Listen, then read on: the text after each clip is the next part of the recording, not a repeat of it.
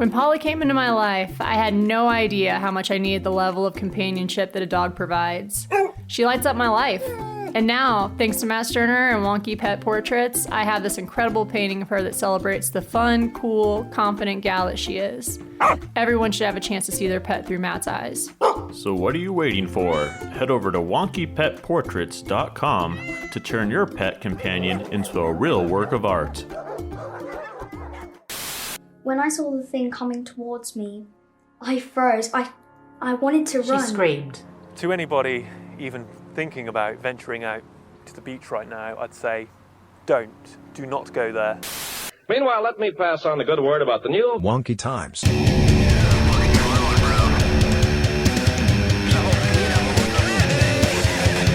Richard Fuller. Wonky Times. They'll say it's incredible. Wonky Times. Well, Wonky Times. Hey, what's up, everybody? Welcome to the Wonky Times podcast. What's that? Just kidding. I'm here with Robo Brian, that super funny, kind of stiff co-host of mine. Welcome to our latest episode, Friendly Earthlings. We've got a very special creature feature for you this week. Yeah, it's going to be a weird one. All of these episodes are weird, in my opinion. Well, yeah, but this time we've got a wonderful interview with the filmmakers of the documentary Fact or Fiction, the Norfolk Sea Creature. So hang on to your pistons there, Brian. This episode might just creep you the heck out. Bring it on. Okay, well, first I want to show you this, Brian. There's an intelligent hybrid super pig that's invading the United States right now. I'm not even kidding. Look at the size of these things. For whoever's listening, head over to wonkytimes.com to check them out. These massive hogs were bred by Canadian farmers by combining domestic pigs and wild boars. How romantic.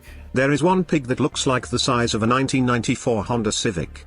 I'm over at wonkytimes.com right now looking at it. Well, then 20 years later, the demand for these swines dropped and farmers started releasing them into the wild. So now these guys are running around all crazy, quote, gobbling up tons and tons of goslings and ducklings.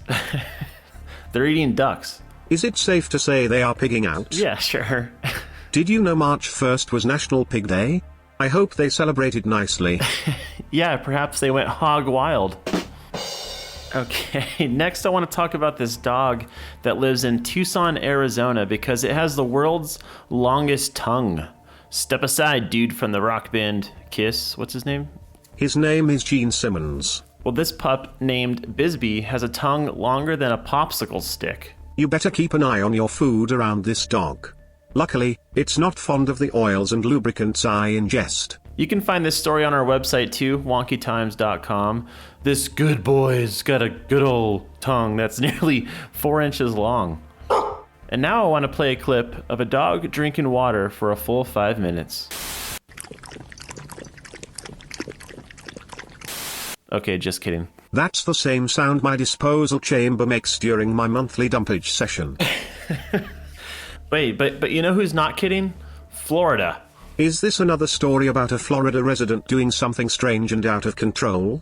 Remember that time we were there and someone hacked my Cartesian coordinates? Yeah, I remember that. You couldn't roundhouse kick anyone for weeks. Anyway, the state of Florida is trying to pass a bill right now that would ban dogs from sticking their heads out of the windows of cars. We've all seen dogs sticking their heads out of vehicles' windows, slobbering all over the place. I stay clear of those four-legged creatures. I am afraid I may rust in their presence. Yeah, so this Senate bill also wants to ban dogs riding on the laps of drivers or on motorcycles. And if the bill passes and they catch your dog spitting out the window, you'll get a traffic violation. But why? Why is this happening? Is it because they're looking out for the dog's safety? Yeah, I don't know. It doesn't say, Brian. Maybe the lawmakers over there are just bored. But yeah, I don't know. But while we're on this topic of creatures, we got a couple of filmmakers joining us today, Brian. Oh, this ought to be fun. They're here to talk about what's lurking in the waters in Great Yarmouth, which is Norfolk, England. And they created the film Fact or Fiction, the Norfolk Sea Creature. Hey guys, why don't you introduce yourselves? Hello, I'm Jordan Thomas Sendall, and I'm the director for Fact or Fiction, the Norfolk Sea Creature. And hello, I am Kyle Ball. I am the producer and art director of Fact or Fiction, the Norfolk Sea Creature. It's a pleasure meeting you too. So what inspired you guys to document this creature in the style of, I don't know, like a mockumentary? It's pretty funny and hilarious at times. Mockumentary? What's all this about a mockumentary? I mean, we've never called it a mockumentary, have we? No, actually. But we always seem to get lumped into the mockumentary category. Yeah, well, in film festivals all the time, yeah. Fact or fiction, mockumentary category. Yeah. It's a documentary, not a mockumentary. All right, okay, so there might be some slight embellishment of the truth here and there. A little bit, yeah. But, you know, some of the interviews are definitely... all of the interviews are genuine. There's just a little bit of bending of the truth here and there, because I think a lot of people like to be on camera. They want a reason to be on camera, so they stretch their stories a little bit, don't they? They make them a bit more exciting. But yeah, they do. Speaking of stretching stories, they do, don't they, Kyle? What? Stretching stories, but yeah. Well, yeah, I just said that. So like I said, people like to be on camera. They might exaggerate things a little bit, but the truth behind what they're saying is still there. We liked that though, didn't we? Making the film, we did, because it kind of felt relevant at the time. Making the film, the pandemic. I feel like everyone goes on about the pandemic. I know, yeah. I'm sick of hearing about it. I know, but just to bring it up for a second, during the time of making the film, it was full on lockdown for us, 2020, and we loved the idea of, because at the time there was all this fuss, all this hoo-ha about fake news. Everybody was talking about fake news, warnings about fake news, so we thought, what a great timing. Absolutely. And not only that, like, as I say, Great Yarmouth is such an amazing location just to put on camera, and it just looks great looking at it in a cinematic way. And so it's just great to have these interesting characters, this interesting story, these interesting real stories, real people's stories, with the backdrop that we had of Great Yarmouth. It's just brilliant. So that's really the conception of fact or fiction. Yeah, it's a beautiful location, isn't it? We love it. We've always loved it. Yeah. And it's nice to put this new spin on it. Absolutely. And also, not only that, it's a story that has to be told. I mean, a sea creature in Norfolk. Yeah, exactly. You've got this kind of cult.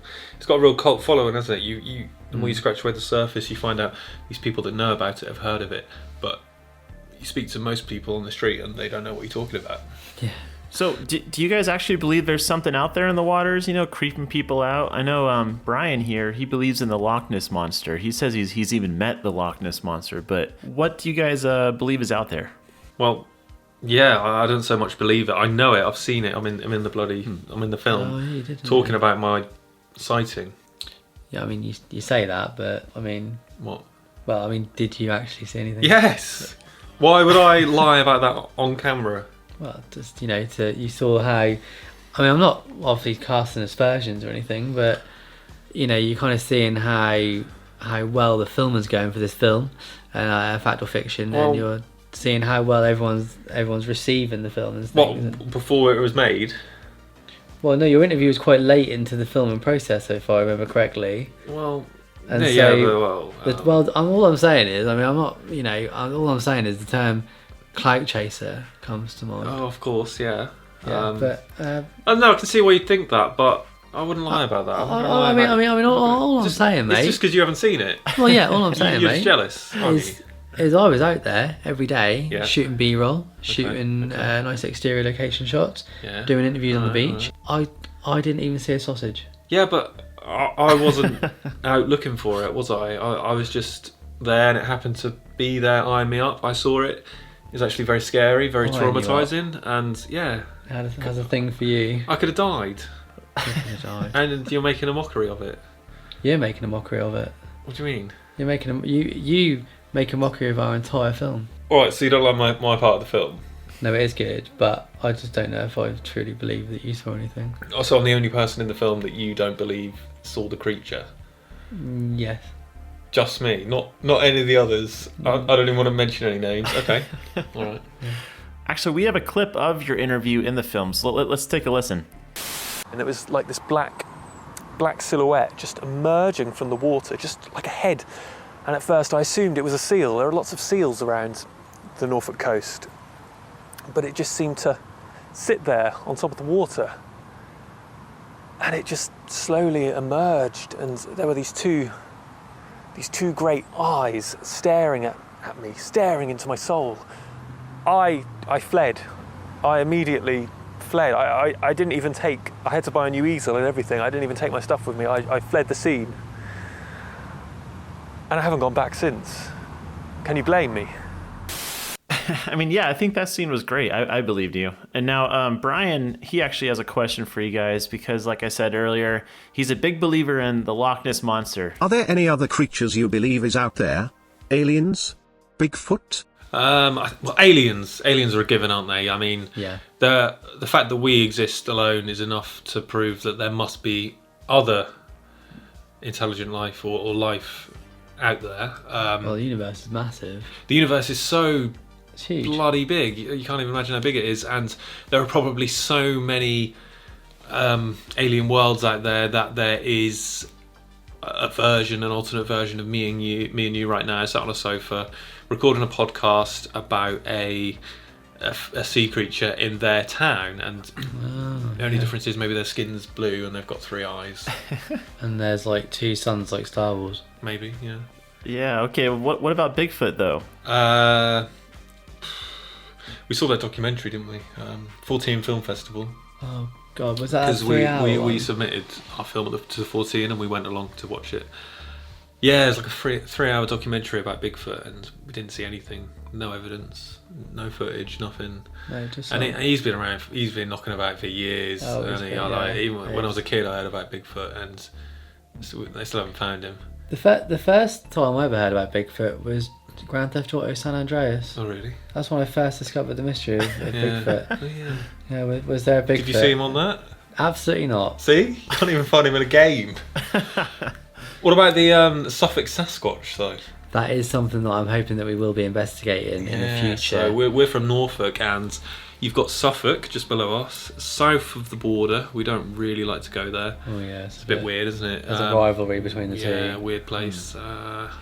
Pretty wonky place, actually, but not for the right reasons. No. However, there is supposedly a Suffolk Sasquatch, so we'd love to investigate. We'd even go into Suffolk to investigate that. It'd be worth it. Yeah, so that'll be a future fact or fiction coming up at some point. Absolutely. So stay tuned for that. Yeah. Nice. I'm looking forward to it. Okay, so what about scary stuff?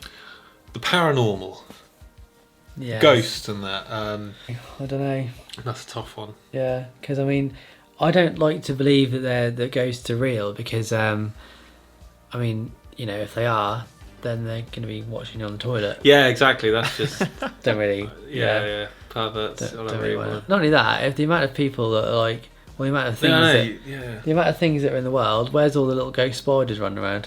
Yeah, I know. And all the ghosts. Not only that, the amount of people you wouldn't be able to move for ghosts. No, well, you'd be picking them up left, right, and centre. Yeah. The little ghost mayflies that live for a day. Yeah, Like, yeah, where are they knocking about? that's true. And didn't even get me started on big cats in the UK.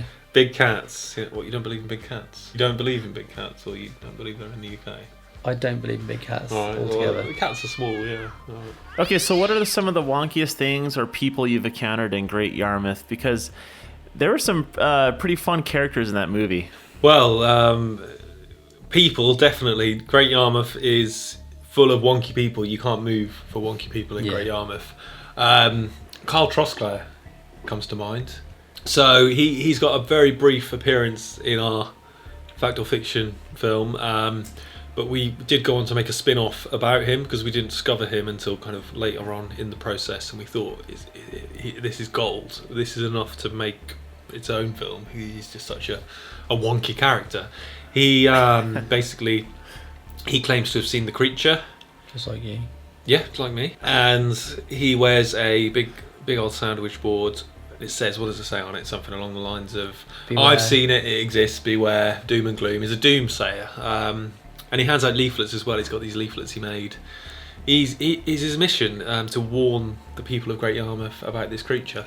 He's mad. He's stark raving mad, to be honest. But the worst thing is about him is the fact that all the businesses around the town and the seafront, where he parades up and down the seafront at the promenade, they all hate him. Yeah. They all say he's bad for business.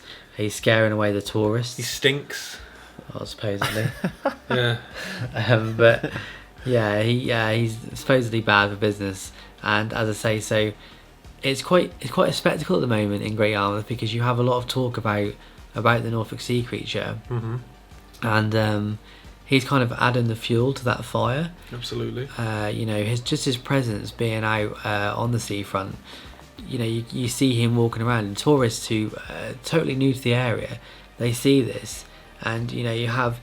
I when we were filming with him, I did see this family, just like, you know, this little girl just ran to her mum and said, I want to go home, mum. Yeah. You know, that was that scary. That's not good for a seaside town. You know, we rely on tourism, don't we? So he's sending kids running home crying. It's not good for business, is it? But would you also, in that respect, also say that we're contributing to that by making a film and making a spectacle? And putting this all in a medium that people can actually Yes, view. but by doing so, we may save lives. And I think the only other thing I can think of really that's wonky is the roller coaster at the Pleasure Beach. No, that's a bit wonky. That is pretty wonky. That's been I feel up like since you're gonna fall off. been up since the 50s, I think, maybe something along that. It's a wooden roller coaster. I think it's actually quite. If anyone wants to look this up, but I think it's actually quite old, and I wouldn't say decrepit, but it's very old and like antique. Probably listed, isn't it? In a good way, yeah. It's like, looks great. I read somewhere that it was like the last of its kind or something at one point. It's supposedly haunted as well. Supposedly haunted, absolutely. I mean, everything's supposedly haunted. We've got some haunted snails.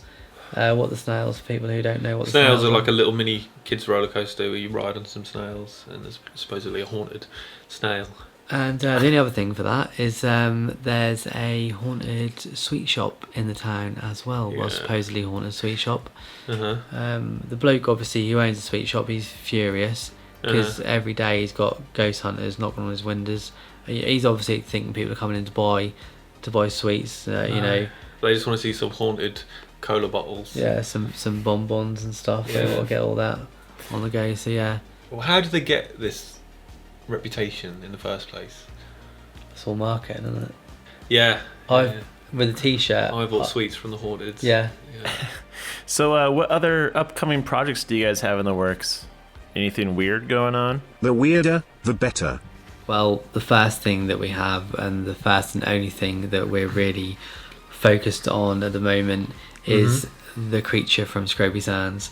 Yes. That's our B-movie feature film, horror feature film. B-movie? Well, people have been saying it's a B-movie. Okay. Yeah, it's not a B-movie. I know, but it's so ingrained in my head now that everyone keeps calling it a B-movie. No. I'm kind of like... No, it's a classic black and white horror movie is what it is, and it is inspired by our documentary Fact or Fiction, The Norfolk Sea Creature. We made this documentary about the Norfolk Sea Creature, and we are so inspired by true events that we thought we'd make a fictional narrative. We'd make a horror movie about the same sea creature. Anything else in the pipeline? We did touch upon it briefly before, but we have got a spin-off to Fact or Fiction, which is actually on YouTube currently. It's called Fact or Fiction Presents. No, it's called Man versus Creature, a Fact or Fiction Story. Am I right? It is that. I Yes. think I thought of the name. Yeah, that's it. Yeah. But what we really want to do, and I really can't wait to do this and to even start planning this, but we'd like to take Fact or Fiction further and make an entire series of Fact or Fiction about different subjects, not just the Norfolk Sea Creature. Who knows, maybe we'll revisit it one day in a few years, but we want to go for other things. The Suffolk Sasquatch, aliens, ghosts. We could even do the Loch Ness Monster. The haunted ruins of East Anglia. Yeah, I think so. We could debunk the Loch Ness Monster, do a whole an episode about it. Oh, we could do Fact or Fiction debunking the Loch Ness Monster once and for all. Yeah. We are once and for all turning up. We are Yeah. debunking the Loch Ness Monster. There will be no more Loch Ness Monster documentaries after this Fact or Fiction. Yeah, exactly. Just seriously. Mm-hmm. Would you get in the water where the Loch Ness Monster is? No. Would you not? Fuck that. I don't know what's in there. No, I wouldn't, would you? No. I'd be scared. Absolutely not. You know you can believe what you want. Sure. As far as I'm concerned, the Loch Ness Monster has been an incredible pen pal to me over the last few years. Yeah, that's true. I mean, that's what you tell me, Brian. But hey, how can I be in one of your films? Is that possible? That would be a blast. Well, Wow. you've got the part. Yeah, you're hired. Yeah, I mean we're not fussy, are we? Beggars can't be choosers. No, We'll have anyone. Oh, absolutely. Obviously, Yeah. there's no pay. Yeah, you're not going to get paid for it or anything, but we'd love to have you. And distance isn't an issue either, because obviously, if Fact or Fiction takes off and we're touring the globe, then we might be in a corner of the world where you are. So one day. So yeah, keep your eyes peeled, keep your ears open. Well, would you look at that? Yeah. Matt, you're going to be a movie star. Heck yeah, Brian. You better get in line for my autographs. Is it? I know we mentioned it earlier, but let's do it one more time. Let everyone know where they can watch the documentaries and all of your videos and creative ventures. So if you're interested in watching Fact or Fiction, the Norfolk Sea Creature, learning all about the town of Great Yarmouth, Norfolk as a county, then you can find that on YouTube. If you type in Fact or Fiction UK, that will just come up on YouTube on the search, or type in The Creature from Scroby Sands if you're interested in our B-movie, our horror B-movie. We've got a trailer out now as well. It's been up how long? About a month? About a month now. Yeah. And Fact or Fiction, it's available for free to watch on YouTube because we're crazy, we're generous. We are crazy. Why have we done that? I don't know. It's free for the whole world to watch. Well, yeah. But the one to watch out for is The Creature from Scroby Sands. That will be our next project. So watch the trailer, watch the featurette, and get excited. And that'll be releasing this year. We have to finish it. Anyway, enough of that. Thank you ever so much for having us and listening to us, and we hope you enjoy the rest of your day or your evening, wherever you are in the world. Yeah, and we'll have all the links to your documentaries and YouTube page and website in the info section of this podcast. So head on down there and tap or click links or however you do it.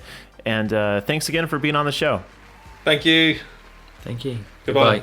All right, Brian, we've come to the end of our episode for this week. I know there's always something you want to do. What is it? Come on, I know you want to do it. If you have seen anything strange, we would love to hear about it. Email us at getwonky@wonkytimes.com for a chance to be featured in an upcoming episode of the Wonky Times podcast. And don't forget to subscribe. Come on! Well, that's it. Thanks for getting wonky with us, everybody. It's time for Matt and Robo Brian to get the heck out of here.